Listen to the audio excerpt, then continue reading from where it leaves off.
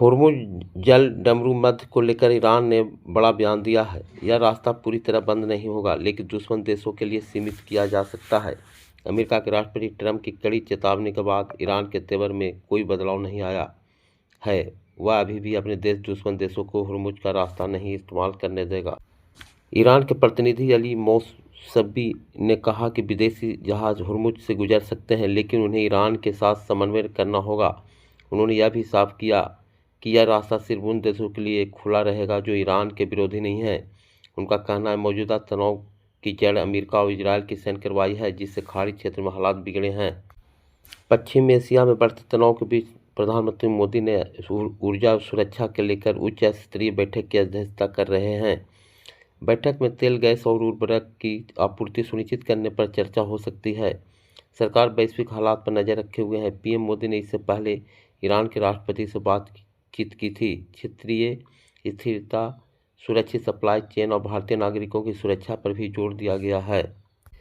एक वरिष्ठ अधिकारी ने बताया कि सरकार ऊर्जा सुरक्षा सुनिश्चित करने और पर्याप्त उपलब्धता बनाए रखने के लिए सक्रिय कदम उठा रही है। उपभोक्ता और उद्योग हितों की रक्षा के लिए सरकार वैश्विक घटनाक्रमों पर लगातार नजर रख रही है।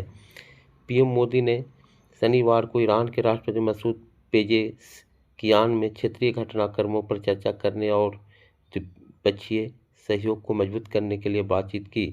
दोनों नेताओं ने आशा व्यक्त की कि यह त्योहारी मौसम पश्चिम एशिया क्षेत्र के लिए शांति, स्थिरता और समृद्धि का दौर लेकर आएगा। प्रधानमंत्री नरेंद्र मोदी अब देश के सबसे लंबे समय तक सरकार चलाने वाले नेता बन गए हैं। उन्हें सिक्किम के पूर्व मुख्यमंत्री पवन कुमार चामलिंग का रिकॉर्ड तोड़ दिया है। देखा जाए तो यह उपलब्धि केवल आंकड़ों का खेल है नहीं, बल्कि दशकों तक लगातार नेतृत्व, जन समर्थन और राजनीतिक स्थिरता की कहानी है। पीएम मोदी अब तक कुल 8,931 दिन सरकार के मुखिया, हेड ऑफ गवर्नमेंट के रूप में काम कर चुके हैं। पीएम मोदी के लिए यह पूरी उपलब्धि सिर्फ किसी एक सरकार का नेतृत्व करते हुए नहीं आई है, बल्कि उनकी इस उपलब्धि में 15 साल तक गुजरात के मुख्यमंत्री रहने का रिकॉर्ड और अब लगातार करीब 12 साल से प्रधानमंत्री रहने का रिकॉर्ड शामिल है। सुप्रीम कोर्ट के जज जस्टिस भुआन ने कहा कि न्यायपालिका को न तो सरकार का समर्थक बनना चाहिए और न ही हर समय आलोचक, बल्कि उन्हें संविधान का रक्षक बनकर काम करना चाहिए और जनता का भरोसा बनाए रखना चाहिए। वे सुप्रीम कोर्ट बार एसोसिएशन राष्ट्रीय सम्मेलन 2026 में बोल रहे थे। सुप्रीम कोर्ट के न्यायमूर्ति उज्ज्वल भुआन ने न्यायपालिका की कार्यप्रणाली पर बड़ा बयान देते हुए कहा कि कई जज राजा से ज़्यादा वफादार जैसी मानसिकता से काम कर रहे हैं। इसका मतलब यह है कि कुछ जज जरूरत होने पर भी बेल, जमानत नहीं देते, जिससे लोगों महीनों और वर्षों तक जेल में पड़े रहते हैं। उन्होंने यह बात सुप्रीम कोर्ट बार एसोसिएशन राष्ट्रीय सम्मेलन 2026 में कही, जहां वो विकसित भारत में न्यायपालिका की भूमिका विषय में बोल रहे थे। जस्टिस भुआन ने साफ कहा कि न्यायपालिका के अंदर ही कुछ लोग जांच एजेंसियों के प्रति ज़रूरत से ज़्यादा झुकाव रखते हैं।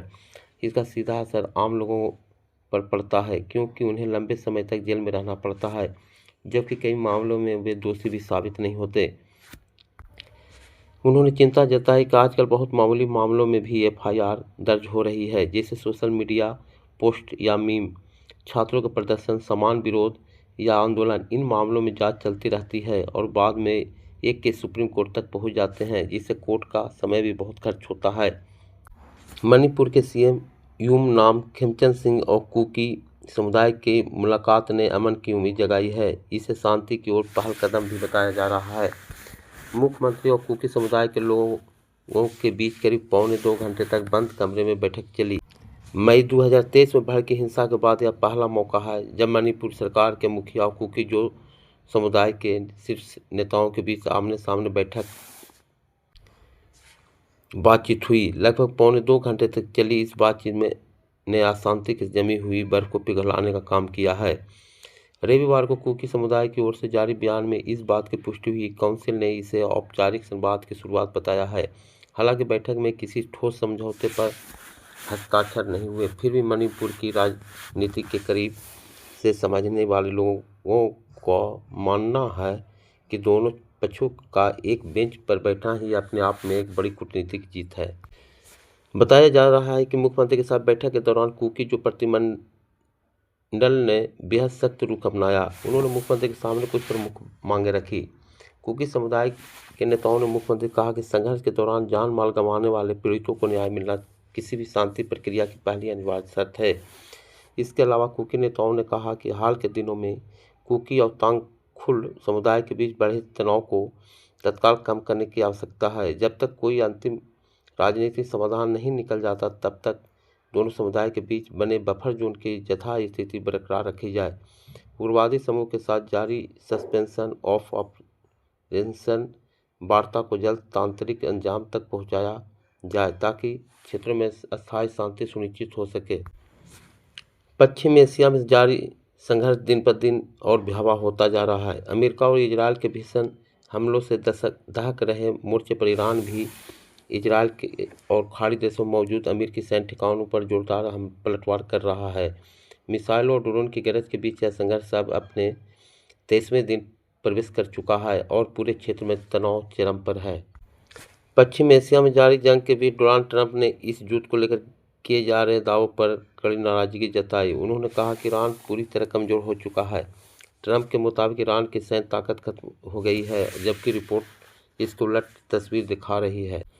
ईरानी मिसाइल हमले ने डिमोना शहर को दहशत से भर दिया है। इस शहर में बड़ी संख्या में भारतीय मूल के लोग रहते हैं।